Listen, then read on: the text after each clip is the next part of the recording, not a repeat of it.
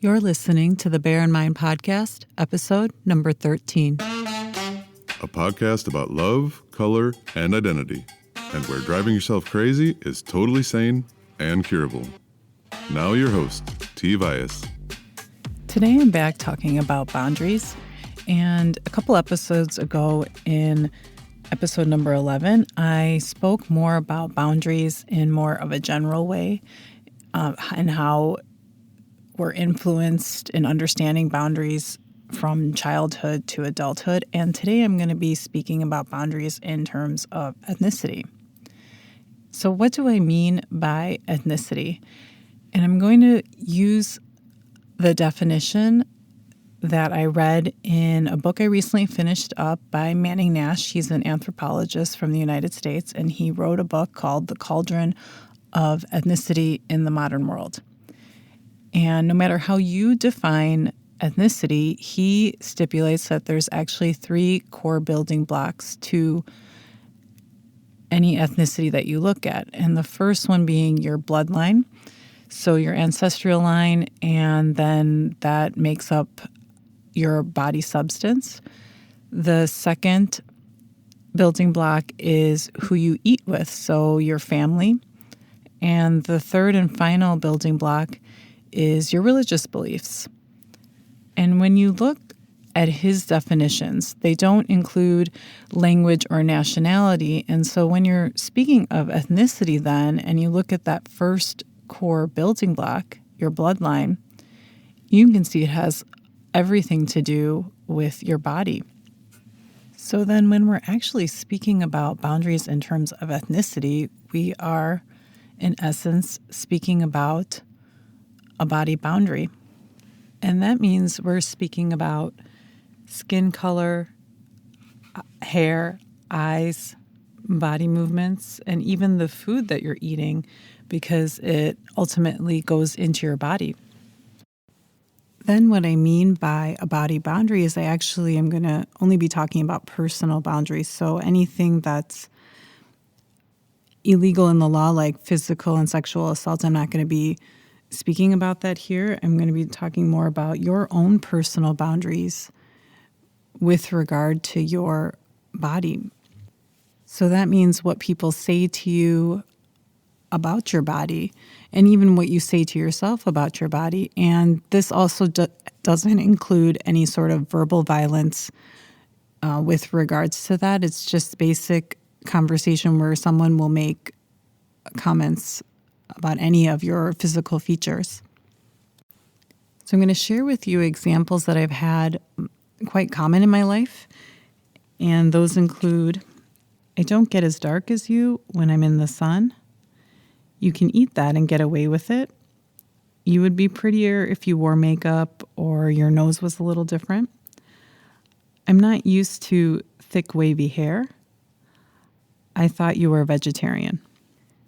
Now, these comments have been said to me over and over again in different ways, and they've been said to me by actually different people. So by people in my own ethnic group, so the other Indians, people in my family, other South Asians as well, also East Asians, Black people or white people, have all said these comments to me.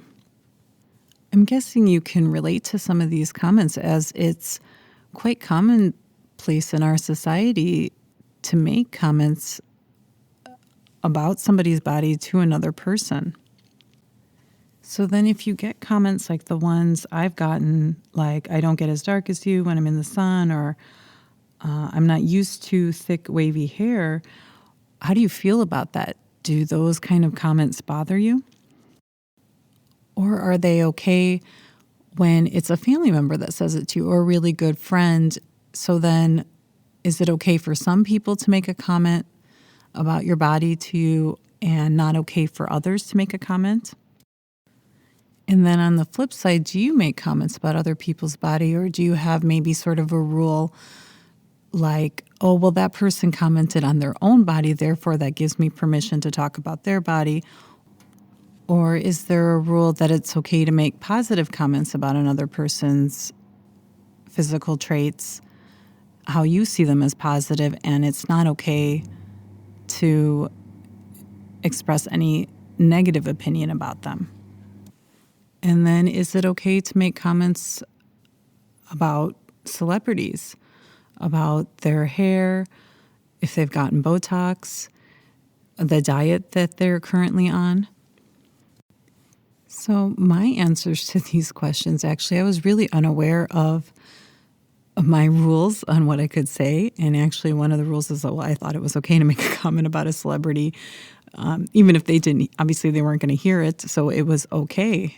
And I also had the opinion that, it's okay to make a comment about somebody else's body to them when it's positive, or at least when I think it's positive. And then when comments were said to me about my body and appearance, I kind of also had a rule that it was okay for other South Asians to make comments about my skin tone. And as I reflected more and more on my behaviors and then the underlying rule book that I was referring to without even knowing that I was referring to it, was I actually realized that I was very uncomfortable with comments made to me about my body. And even comments made from my family. Even though I had a rule book, it's okay, that means therefore I will allow it, I also started to realize that I was uncomfortable with compliments, even compliments like, you look great. I wouldn't answer back with a simple thank you. I would offer an explanation of why I look great in this moment. And so then I started to realize overall I was actually really uncomfortable. I think that's probably the best way to describe it, by people making either positive or negative comments about how I looked. And the more aware I became of these comments and the more aware I became of my own comments to other people, I started driving myself crazy. And that I thought, well, it doesn't need to be this hard to accept a comment like, you look great, and simply say thank you. And so then why was it so uncomfortable to have positive comments said to me, or any comment about my body? Why was it so uncomfortable for things to be said to me about my body, even from a family member?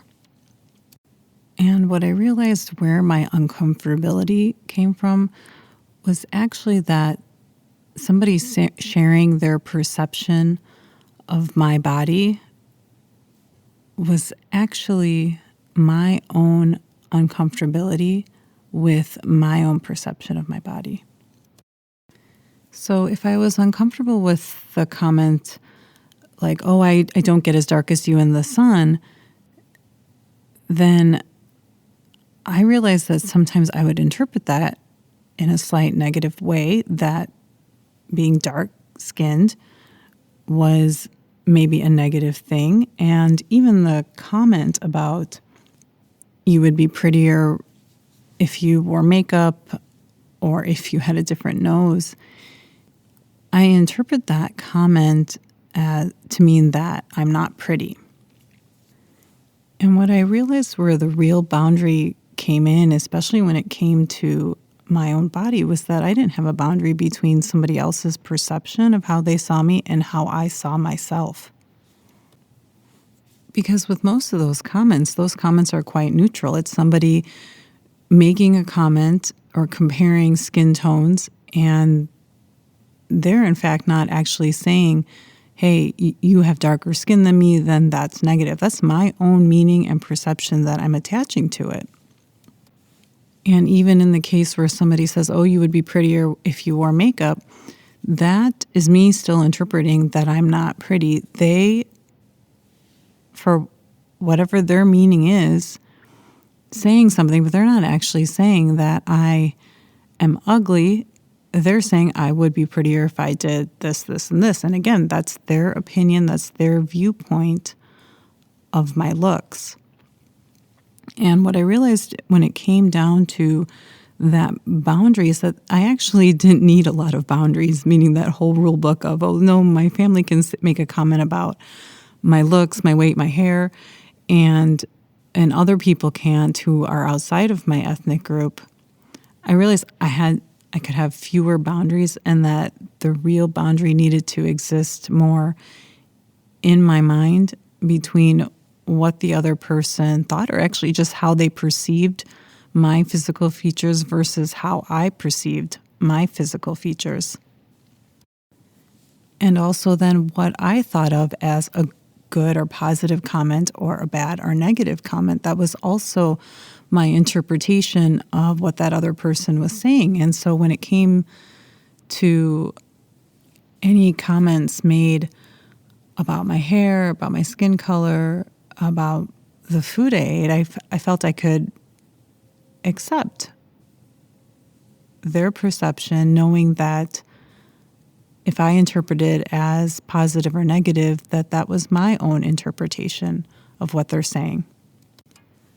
So then the rule book became a lot easier for me, and it actually just became one page, or in fact, one sentence, where there is a boundary between what I think of myself and then a boundary of how everyone else thinks about me.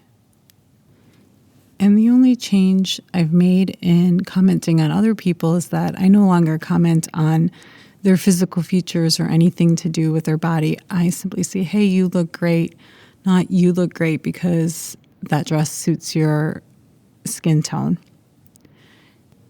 So then how does this new rule book play out in my daily life? Will I tell you, you look amazing today? Absolutely. And you look amazing today, by the way. And then what about the comments that are said to me? So can a Black person comment on my food? Absolutely. Can a white person comment on my skin tone? Absolutely. Can you tell me that I look fabulous today? Absolutely.